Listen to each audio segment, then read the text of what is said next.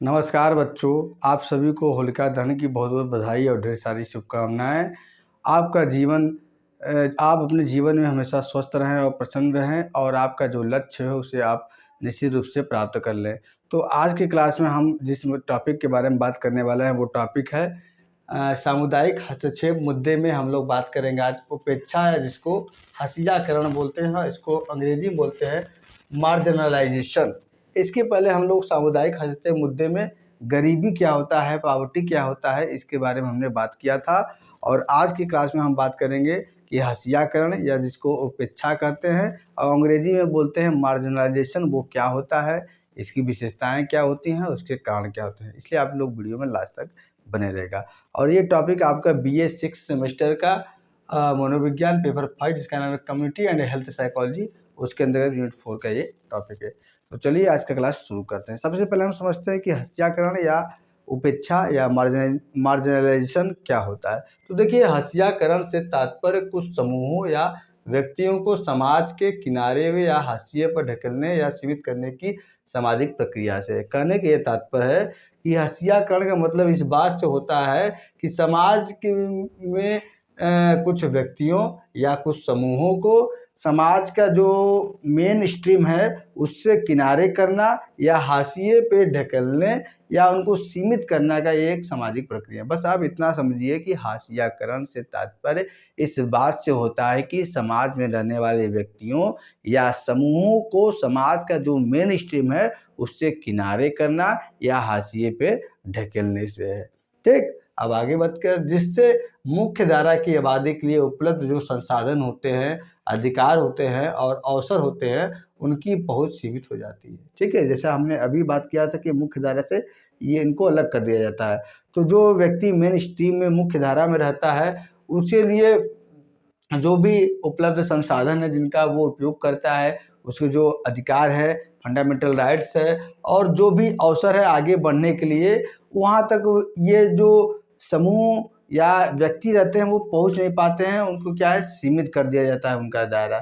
ठीक है, आगे बढ़ते हैं। इस बहिष्कार के परिणाम स्वरूप अक्सर हाशिए पर रहने वाले समूह को भेदभाव, नुकसान और निर्णय लेने की प्रक्रियाओं में प्रतिनिधित्व की कमी का सामना करना पड़ता है। यानी कि इस बहिष्कार का परिणाम क्या होता है? यह परिणाम होता है कि जो ऐसे व्यक्ति या समूह जो हाशिए पे रहते हैं या जिनको मुख्य धारा से किनारे कर दिया जाता है, इन व्यक्तियों को क्या होता है, भेदभाव का सामना करना पड़ता है, नुकसान काफ़ी चीज़ों का होता है और जो निर्णय लेने की जो प्रक्रिया है उसमें इनका प्रतिनिधित्व भी शामिल नहीं होता है। ठीक है, हसियाकरण नस्ल पे होता है, जाति पे होता है, लिंग पे होता है, लिंग के आधार पे, सामाजिक आर्थिक स्थिति के आधार पे और विकलांगता जैसे विभिन्न आयामों के साथ हो सकता है। कहने के तात्पर्य है कि जो उपेक्षा समाज में ऐसे व्यक्ति या समूह जिसको उपेक्षित समझा जाता है वो नस्ल के आधार पे हो सकता है, जाति के आधार पे, लिंग के आधार पे यानी कि मेल फीमेल और जो तीसरा जेंडर होता है जिसको ट्रांसजेंडर बोलते हैं उसको, और सामाजिक स्थिति किसी व्यक्ति का ऊंचा है, ठीक है, तो उसको समाज में कैसा सम्मान मिल रहा है, किसी का निम्न है तो कैसा सम्मान मिल रहा है, कोई व्यक्ति ज़्यादा संपन्न है, ज़्यादा अमीर है, कोई व्यक्ति ज़्यादा गरीब है। तो फिर उसके बाद और ये जो है विकलांगता या जिसको मोदी जी ने दिव्यांगता कहा है, ये इससे पीड़ित कोई व्यक्ति है तो उसको भी समाज क्या है, किनारे करता है। और यह अक्सर समाज के भीतर प्रणालीगत असमानताओं और शक्ति संतुलन का परिणाम है।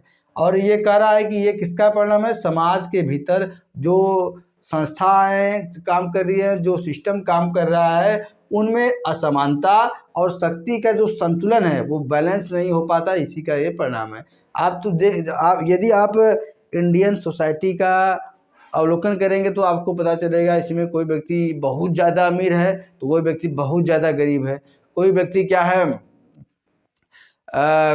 कोई व्यक्ति क्या है बहुत निम्न स्थिति का है, कोई व्यक्ति बहुत उच्च स्थिति का है, कोई व्यक्ति क्या है दिव्यांगता से पीड़ित है। मतलब हमारा जो मानसिकता, समाज समूह का मानसिकता है कुछ जाति के प्रति, कुछ नस्ल के प्रति, कुछ दिव्यांगतों के प्रति और कुछ लिंगों के प्रति क्या है, बहुत ही नकारात्मक हो गया है। और हम उनको क्या है, समाज के हाशिए पे ढकेलते हैं, मुख्य धारा से किनारे पे कर देते हैं। तो यही हसियाकरण होता है, यही क्या होता है, उपेक्षा होता है, यही होता है मार्जिनलाइजेशन होता है। और ये सामुदायिक हस्तक्षेप मुद्दे, समुदाय को इसमें हस्तक्षेप करना चाहिए, ठीक है। ये इशू है, प्रॉब्लम है, इसको समुदाय या समाज मिलकर दूर कर सकता है, ठीक। अब इसकी विशेषताएं के बारे में हम बात करेंगे, इसकी कुछ विशेषताएं भी हत्याकरण की, इसको हम देख लेते हैं। सबसे पहला है बहिष्करण। जो व्यक्ति हत्याकरण या उपेक्षित जिस व्यक्ति को किया जाता है उसको क्या है, सामाजिक, आर्थिक स्थिति, राजनीतिक स्थिति से क्या है, बाहर कर दिया जाता है। जब वो कोई व्यक्ति या समाज जब मुख्य धारा से अलग हो जाएगा तो उसको हर चीज़ से, जैसे आप देखेंगे जंगलों में आदिवासी कहीं रहते हैं तो वो मुख्य धारा से एकदम अलग रहते हैं। उनको न सामाजिक स्थिति, राजनीतिक स्थिति, किसी भी चीज़ का सुविधा नहीं मिल पाता है। तो जो हाशिए पर रहेंगे व्यक्ति वो हर चीज़ों से क्या है, वो बाहर रहेंगे, वो बच की। और नुकसान उनको भी होता है। नुकसान ये होता है कि वो किसी सामाजिक चीज़ में या तो किसी राजनीतिक चीज़ में शामिल नहीं हो पाते हैं, जिससे क्या है उनके समुदाय, उनके समाज, उनके व्यक्तियों का नुकसान होता है। और उनमें शक्तिहीनता है, जब वो मुख्य धारा से अलग होते हैं तो अपने अधिकारों को नहीं जानते हैं और उसके बाद उपलब्ध संसाधन उनके पास नहीं होते हैं तो शक्तिहीनता भी पाई जाती है। और उनमें से कोई व्यक्ति जो है सरकार में नहीं होता है तो इससे क्या है, वो पावरलेसनेस उनके अंदर पाई जाती है। कलंकीकरण, समाज में ऐसे व्यक्ति को क्या है, कलंकीकरण मतलब ऐसे व्यक्ति को कलंक माना जाता है, ऐसे व्यक्ति को अछूत माना जाता है, अछूत मान उनको दूर किया जाता है। अदृश्यता, ऐसे व्यक्ति को पराया समाज क्या है, समाज ऐसे व्यक्ति या समूह को पराया क्या है, गायब भी कर देता है, क्योंकि वो उनको कुछ ना अधिकार देता है, ना वो किसी संसाधन का उपयोग करते हैं, ना ही वो कुछ अपनी बातों को किसी के सामने रख सकते हैं, ना ही उनकी कोई बात सुनता है, ठीक है। अंतर विभाज्यता, यानी कि जिस आधार पे भेदभाव किया जाता है, ऐसे व्यक्ति या समूह, जैसे नस्ल हो गया, जाति हो गया, लिंग हो गया, काम हो गया, इसके इत्यादि के आधार पे भेदभाव किया जाता है, तो इसमें क्या है, एक दूसरे से अंतर संबंध पाया जाता है, ठीक है। ये सभी फैक्टर क्या है, ऐसे व्यक्ति या समूह जो हाशिए पे ढकेले जाते हैं उनको प्रभावित करता है। अब हम बात करते हैं इसके कारण क्या हो सकते हैं। सबसे पहले क्या है, समझात्मक असमानता। जो हमारे फंडामेंटल इनइक्वलिटी है समाज में, ऐसा हमारा सिस्टम बनाया गया है, ऐसा समाज बनाया गया है कि जिससे इनको क्या है, शिक्षा, रोजगार और स्वास्थ्य इत्यादि सुविधाओं में भी क्या है, ये हाशिए पे ढकेल जाते हैं, इनको सुविधा मिल नहीं पाता है।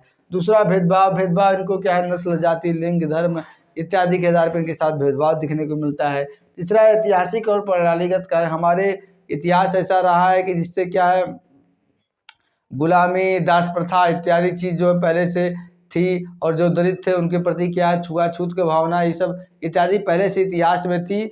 और ऐसा सिस्टम बना हुआ है जिससे क्या है, इस समय चेंज नहीं आ पा रहा है। लेकिन आज काफ़ी हद तक इसमें बदलाव हुआ है, चेंज देखने को मिला है। लेकिन अभी भी कई व्यक्ति या समूह ऐसे हैं जो समाज के उनको हाशिए पे ढकेल देता है, ठीक है। आर्थिक कारक तो बहुत ज़्यादा मैटर करते हैं। ऐसा व्यक्ति जो मुख्य धारा से अलग हो जाएगा, जो इसके पास कोई अधिकार नहीं होगा, जिसका जो राजनीति में नहीं होगा, जो रोजगार के अवसर उनके पास नहीं होंगे, तो उनकी आर्थिक स्थिति वाकई निम्न होगी। जब आर्थिक स्थिति निम्न होगी तो वो अपने बातों को आगे तक नहीं पहुँचा सकते हैं, न वो केवल क्या करेंगे, दो पैसा कमा के अपने पेट को भरने का काम करेंगे, और कोई चीज़ सोचने का उनके दिमाग में आइडिया आएगा ही नहीं। तो आज की क्लास में हमने आपको बताया डिटेल में कि सामुदायिक हस्तक्षेप मुद्दे में मार्जिनाइजेशन, जिससे हम क्या हत्याकरण कहते हैं, वो क्या होता है। हत्याकरण का हमने देखा, अर्थ देखा, परिभाषा देखा, हमने विशेषताएं और कारण देखा। तो ये आपके लिए निश्चित ही बहुत ही मददगार साबित होने वाली है। तो आज की क्लास यहीं तक। अगर आपको वीडियो पसंद आ रहा है तो आपसे एक रिक्वेस्ट है कि वीडियो को प्लीज़ आप लाइक कर दें। अगर आपने चैनल को अभी तक सब्सक्राइब नहीं किया है तो आप सबसे हाथ जोड़ के निवेदन है कि चैनल को आप सब्सक्राइब कर दिए और वीडियो ज़्यादा से ज़्यादा शेयर करें अपने उन मित्रों के साथ जो आपके BA 6 सेमेस्टर के स्टूडेंट हैं। तो चलिए मिलते हैं नेक्स्ट क्लास में, तब तक के लिए आप सभी का बहुत बहुत धन्यवाद। जय हिंद, जय भारत।